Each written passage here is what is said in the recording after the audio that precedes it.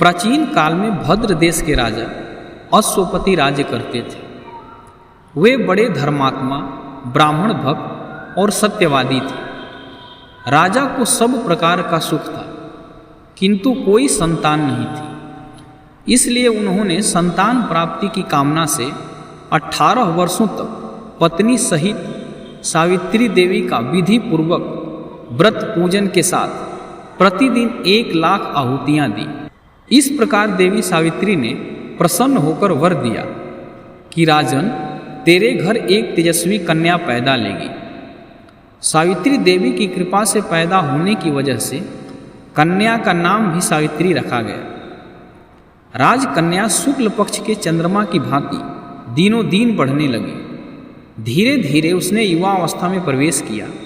उसके रूप सौंदर्य को जो भी देखता उस पर मोहित हो जाता।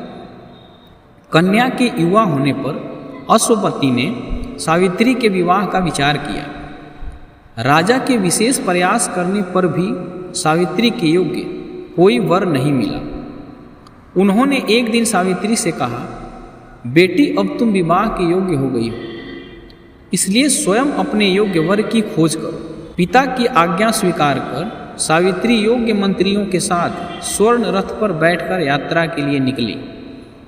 कुछ दिनों तक ब्रह्म ऋषियों और राज ऋषियों के तपोवनों और तीर्थों में भ्रमण करने के बाद वह राजमहल में लौट आई। उसने पिता के साथ देवर्षि नारद को बैठे देखकर उन दोनों के चरणों में श्रद्धा से प्रणाम किया। महाराज अश्वपति ने सावित्री से उस यात्रा का समाचार पूछा तो सावित्री ने कहा, पिताजी, तपोवन में अपने माता पिता के साथ निवास कर रहे ध्रुमसेन के पुत्र सत्यवान सर्वथा मेरे योग्य हैं। अतः सत्यवान की कीर्ति सुनकर उन्हें मैंने पति रूप में वर्ण कर लिया है। नारद जी सत्यवान तथा सावित्री के ग्रहों की गणना कर राजा अश्वपति से बोले, राजन, सावित्री ने बहुत बड़ी भूल कर दी है। सत्यवान के पिता शत्रुओं के द्वारा राज्य से वंचित कर दिए गए हैं।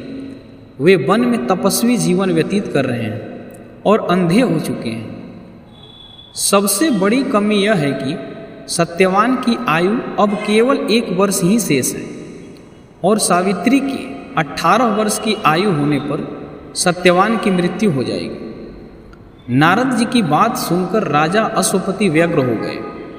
उन्होंने सावित्री से कहा, बेटी, अब तुम फिर से यात्रा करो और किसी दूसरे योग्य वर का वर्ण करो। सावित्री सती थी। उसने दृढ़ता से कहा, पिताजी, आर्य कन्या होने के नाते जब मैं सत्यवान का वर्ण कर चुकी हूँ तो अब सत्यवान चाहे अल्प आयु हो या दीर्घ आयु, अब तो वही मेरे पति बनेंगे। जब मैंने एक बार उन्हें अपना पति स्वीकार कर लिया, फिर मैं दूसरे पुरुष का वर्ण कैसे कर सकती हूँ। सावित्री का निश्चय दृढ़ जानकर महाराज अश्वपति ने उसका विवाह सत्यवान से कर दिया। सावित्री ने नारद जी से सत्यवान की मृत्यु का समय ज्ञात कर लिया तथा अपने ससुर व पति के साथ जंगल में रहने लगी। धीरे धीरे वह समय भी आ पहुंचा जिसमें सत्यवान की मृत्यु निश्चित थी। सावित्री ने नारद जी द्वारा बताए हुए दिन से 3 दिन पूर्व से ही निराहार व्रत रखना शुरू कर दिया था। नारद द्वारा निश्चित तिथि पति एवं सास ससुर की आज्ञा से सावित्री भी उस दिन पति के साथ जंगल में फल मूल और लकड़ी लेने के लिए गई। सत्यवान वन में पहुंचकर लकड़ी काटने के लिए बट के पेड़ पर चढ़ा।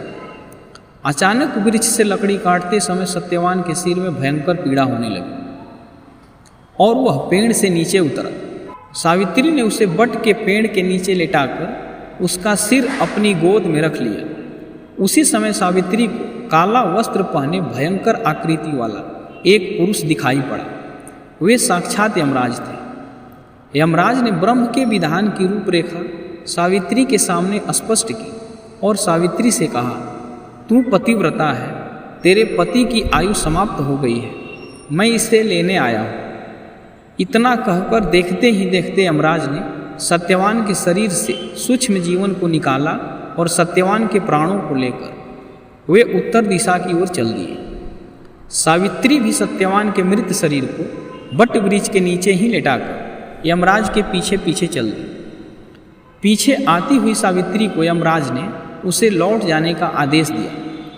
इस पर वह बोली, महाराज, जहाँ पति वहीं पत्नी, यही धर्म है, यही मर्यादा है।